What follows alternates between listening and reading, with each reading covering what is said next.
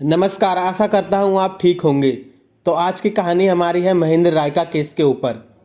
कहते हैं इश्क में सब जायज़ है, दुश्मन भी दोस्त बन जाते हैं और अपने भी दुश्मन बन जाते हैं। कुछ ऐसी ही यह कत्ल की अजीब कहानी है। इस कत्ल की कहानी में एक बहन खुद अपने भाई का कत्ल कराती है, वो भी अपने आशिक से।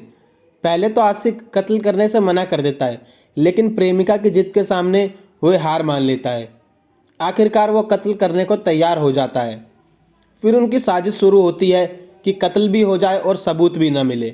बिल्कुल दृश्यम मूवी जैसे तरीके से किया जाए कत्ल। तो शुरू करते हैं कहानी। इस कहानी में कत्ल के बाद फिर से कातिल फिल्म दृश्यम देखते हैं। उन्हें यह लगता है कि दृश्यम फिल्म देखने से जैसे उन्होंने कत्ल किया है वे बच जाएंगे और पुलिस को कोई भी सबूत नहीं मिलेगा। ठीक वैसे ही जिसका कत्ल हुआ वो 200 किलोमीटर दूर तक मरने के बाद भी सफ़र करता रहा। उसने अपने घर पर भी फ़ोन किया, लेकिन बेशक फिल्म में कातिल बेनकाब नहीं हुआ, लेकिन इस केस में एक गलती की वजह से अपराधी का सच सबके सामने आ गया। आज की ये कहानी क्राइम स्टोरी दृश्यम जैसे मर्डर मिस्ट्री है। क्राइम की यह घटना है राजस्थान के चित्तौड़गढ़ की। पुलिस को 5 दिसंबर को कुछ लोगों का फ़ोन आया और उनके द्वारा बताया गया कि गंगराज मंदिर के पीछे एक कुआं है जिसमें से बहुत बदबू आ रही है, जिससे कि पूरा इलाका परेशान हो गया है। यह कुआं करीब 200 फीट तक गहरा और सूखा हुआ था। मौके पर पुलिस के पहुंचने के बाद कुएं की छानबीन शुरू की गई, जहां एक शख्स की लाश मिली। उस लाश का सिर नहीं था। प्रारंभिक जांच में सिर्फ धड़ ही मिला था। उस शख्स की पहचान करना मुश्किल था। जब आसपास के लोग वहां इकट्ठा होने लगे तो पहचान शुरू की गई। मरे हुए शख्स के हाथ पर कुछ लिखा हुआ था, लेकिन कोई पढ़ नहीं पा रहा था। जब यह लाश मिली तब तक शाम हो चुकी थी और धीरे धीरे अंधेरा होने लगा था। पुलिस ने टॉर्च जलाकर उसे पढ़ने की कोशिश की। पुलिस को लगा कि हाथ पर कमलेश राय का लिखा हुआ है, लेकिन वहां मौजूद एक शख्स ने पुलिस की बात काट दी। उसने कहा कि कमलेश नहीं, बल्कि ये महेंद्र राय का लिखा हुआ है। पुलिस को यह अजीब लगा, क्योंकि उसे पढ़ना बेहद ही मुश्किल था और लगभग अंधेरा हो चुका था। तो उस व्यक्ति ने यह कैसे पढ़ लिया, यह काफ़ी अजीब था। लेकिन वह शख्स काफ़ी कॉन्फिडेंट था। मौके पर पुलिस के बाद भी उस शख्स की पहचान नहीं हो पाई, लेकिन पुलिस को छानबीन के बाद यह पता चल गया कि कुछ दिनों पहले से वाक्य महेंद्र राय का नाम का एक व्यक्ति लापता है। पुलिस की जांच में पता चला कि महेंद्र की आखिरी बार फ़ोन पर अपनी सगी बहन तन्नू से बात हुई थी और वो तारीख थी 21 नवंबर। उस दिन के बारे में पूछताछ में तन्नू ने बताया कि हाँ, बात हुई थी। उस समय तक महेंद्र एकदम ठीक था, लेकिन उस समय महेंद्र चित्तौड़ की बजाय रतलाम में कहीं था। लेकिन 16 नवंबर से ही महेंद्र लापता हो गया था। इसके 5 दिन बाद फ़ोन पर बात हुई और फिर उसका फ़ोन बंद हो गया था। तन्नू की यह बात सुनकर पुलिस के मन में कई सारे सवाल उत्पन्न हुए कि अगर महेंद्र रतलाम में लापता हुआ था तो पुलिस रतलाम से उसकी खोजबीन शुरू करनी चाहिए। लेकिन वहाँ तो कुएं में लाश मिली थी, वो महेंद्र की है या नहीं ये अभी तक स्पष्ट नहीं हो सका था। ऐसा इस वजह से था क्योंकि परिवार के लोग सोच रहे थे कि अक्सर उसका फ़ोन बंद हो जाता था। इसके अलावा तन्नू ने भी बताया था कि भाई से आखिरी बार बात हुई थी तो वो ठीक थे, इसलिए परिवार बोला कि हमें उम्मीद थी कि वो वापस लौट आएंगे। लेकिन लाश मिलने के अगले ही दिन यानी 6 दिसंबर को कुएं की छानबीन के दौरान सिर वाला हिस्सा भी मिल गया। अब सिर देखकर यह पहचान हो गई कि वाकई मरने वाला शख्स महेंद्र राय का ही था। अब पुलिस इस मामले की जांच करने लगती है और सबके दिमाग में यही सवाल था कि आखिर क्यों महेंद्र राय की हत्या हुई। महेंद्र की उम्र करीब 23 साल थी।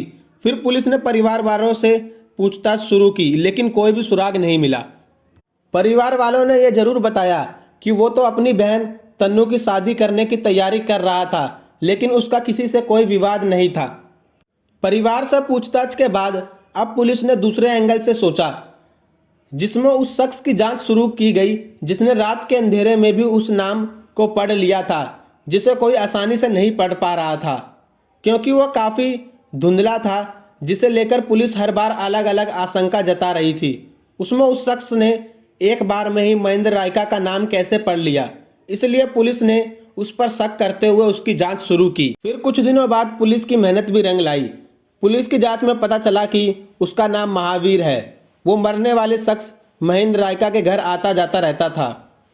महावीर की एक बहनों में से वो एक का मुंह बोला भाई था। जब से महेंद्र लापता हुआ था तब से वो खोजबीन में गंभीरता से जुड़ा हुआ था। 5 दिसंबर को जब कुएं से बिना सर की लाश मिली तब भी वह काफ़ी सक्रिय था। पुलिस और लोगों के साथ साथ वो भी जांच करने में वहां पर मदद कर रहा था और सबसे आगे था मदद करने में। फिर पुलिस ने महावीर को थाने बुलाया और उससे सख्ती से पूछताछ की, जिसमें वह टूट गया और सब कुछ बता दिया। महावीर ने बताया कि उसने ही महेंद्र की हत्या की थी और इस कत्ल के पीछे और कोई नहीं बल्कि महेंद्र रायका की सगी बहन तन्नू है। असल में यह सभी एक ही गांव में रहते हैं, लेकिन इनका मोहल्ला अलग अलग है। पुलिस की जांच में पता चला कि तन्नू और महावीर में अफेयर था और पिछले कई सालों से महावीर का तन्नू के घर आना जाना लगा रहता था। तन्नू की छोटी बहन को आरोपी महावीर बहन मानता था और राखी भी बंधवाता था। पिछले 3 साल से तन्नू और महावीर के बीच प्यार चल रहा था। कुछ महीने पहले ही तन्नू के भाई महेंद्र रायका को इस बारे में शक हो गया था, क्योंकि महावीर अक्सर उनके घर आता जाता रहता था। इसलिए महेंद्र रायका जल्द से जल्द तन्नू की शादी कर देना चाहता था और यहाँ तक कि उसकी सगाई करने के लिए एक लड़के से रिश्ता भी तय कर दिया था। लेकिन तन्नू शादी करने से मना कर रही थी। तब भाई महेंद्र रायका जिद पर अड़ा हुआ था कि तुम्हें शादी करनी ही पड़ेगी। इसलिए तन्नू महेंद्र रायका अपने यानी कि भाई से नाराज हो गई थी। नाराज होने के बाद फिर तन्नू ने इस बारे में अपने प्रेमी महावीर को बताया। बहन तन्नू ने प्रेमी से साफ कहा कि अब महेंद्र को रास्ते से हटाने के लिए उसकी हत्या करनी ही होगी, लेकिन महावीर तैयार नहीं था। वह इसके लिए बार बार मना कर रहा था। उसे लगता था कि वह उसके भाई को समझाएगा तो वो मान जाएगा, लेकिन तन्नू जिद पर अड़ गई थी कि अब कुछ भी हो जाए तुम्हें महेंद्र रायका को किसी भी तरह मारना ही पड़ेगा और तुमने ऐसा नहीं किया तो हमारा प्यार खत्म हो जाएगा। पुलिस की जांच में यह भी सामने आया कि महावीर ने तन्नू से 40,000 रुपये भी ले रखे थे। यह जानकारी महेंद्र रायका को भी हो गई थी। महेंद्र महावीर को लगातार अपने घर आने से रोक रहा था, साथ साथ उसे अपने बहन के 40,000 रुपये भी मांग रहा था। महावीर ने सोचा ऐसे ही पैसे मांगता रहा तो मैं इसे कहाँ से दूंगा, मेरे पास तो पैसे भी नहीं हैं।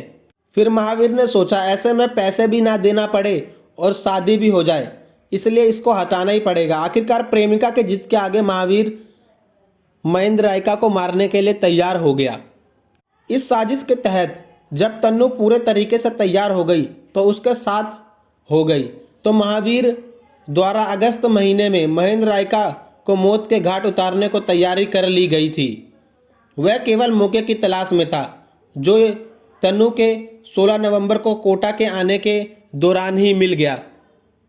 घटना के रोज महावीर ने अपने मित्र महेंद्र धोबी को नाबालिग मित्र के साथ आनन फानन में कुएं पर बुलाया और महेंद्र रायका के साथ में लेते हुए उसके साथ जमकर गांजा फूका। फिर मौका पाते ही अपने गमछे से महेंद्र का गला घोंट डाला। हालांकि एक बार तो उसके दोनों साथी घबरा गए, लेकिन महावीर थोड़ा भी नहीं घबराया और अपने दोनों साथियों को हिम्मत बांधते हुए वैन में बिठा गए। वैन में बैठकर बाकायदा उन्होंने दृश्यम मूवी देखी और मूवी देखकर उसी रास्ते पर चलने का प्रयास किया। लाश कुएं में फेंकने के बाद 5 दिनों तक आरोपी नॉर्मल तरीके से रहे। इसके बाद 21 नवंबर को अपना मोबाइल घर पर ही छोड़ दिया और मरने वाले महेंद्र रायका के फ़ोन को चित्तौड़ से लेकर रतलाम पहुंचा और फिर महेंद्र के फ़ोन से ही तन्नू को भी फ़ोन किया गया था, ताकि पुलिस अगर जांच करे भी तो महेंद्र की आखिरी लोकेशन रतलाम के आसपास की दिखाए। 16 नवंबर को मर्डर हुआ। 21 नवंबर तक वो दुनिया की नज़रों में जिंदा लगे, ताकि पुलिस उसकी तलाश में भटकती रहेगी। आखिरी लोकेशन पर महावीर का कोई सुराग नहीं मिले, इसलिए उस दिन अपना फ़ोन घर पर ही छोड़ दिया। लेकिन महेंद्र रायका का कातिल महावीर आखिर पकड़ा ही गया। तो आज की कहानी में बस इतना ही। आज की कहानी आपको कैसी लगी कमेंट में बताइएगा ज़रूर, और इसी तरह से रोचक कहानी सुनने के लिए हमारे इल्यूमिनाटी चैनल को सब्सक्राइब करिएगा। धन्यवाद।